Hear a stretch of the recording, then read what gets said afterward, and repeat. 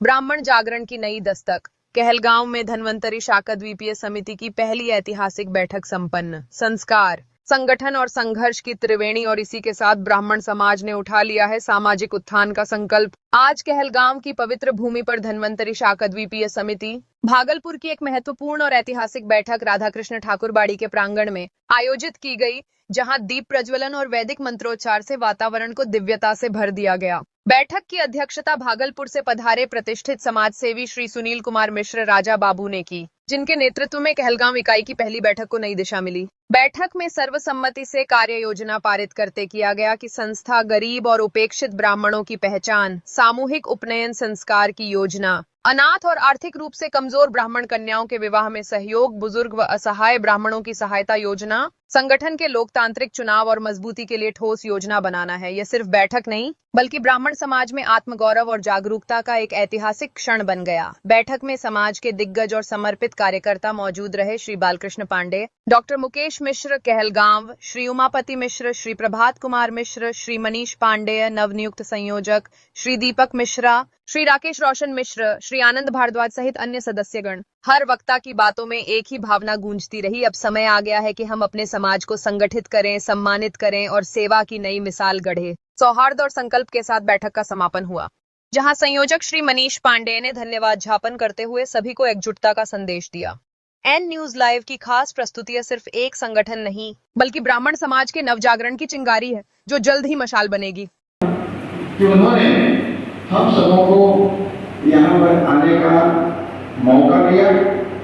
एक बहुत बड़ी उपलब्धि हम लोगों के बीच हुई। आज हम लोग धन्वंतरी शाकद्वीपीय ब्राह्मण समिति के कहलगांव इकाई का गठन करने जा रहे हैं। इस पावन पुण्यमयी धरती पर और ठाकुर जी के इस पावन मंदिर में हमें लगता है कि हम 100% सफलता की ओर अग्रसर होंगे और हमारा यह समिति बहुत तीव्र गति से आगे बढ़ेगा।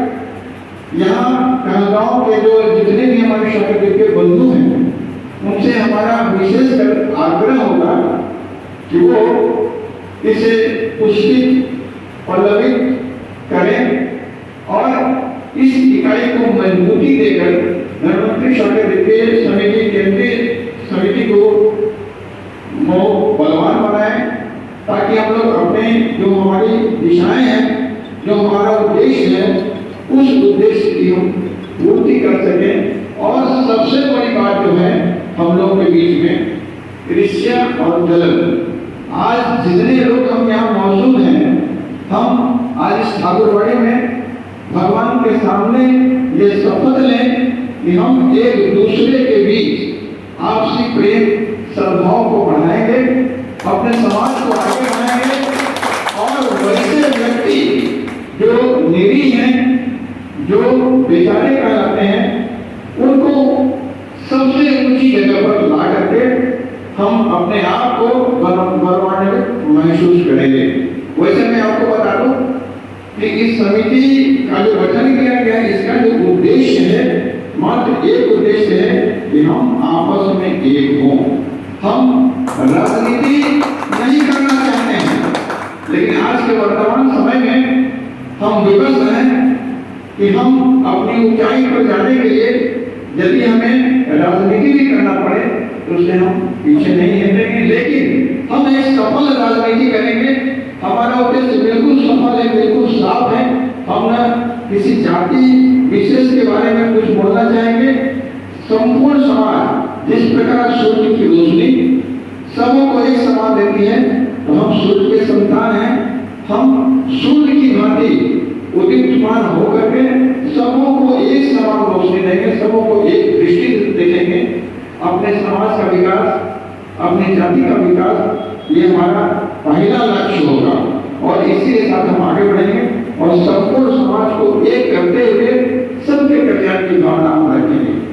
आइए आप सबों के सहयोग के लिए पुनः आपको एक बार धन्यवाद देकर हम अपने अध्यक्ष की अनुमति से बैठक की कार्रवाई को आगे की ओर अग्रसर करते हैं। धन्यवाद सर, आप लोगों से आग्रह है कृपया विराजमान हो और कार्यवाही को आगे बढ़ाएं। धन्यवाद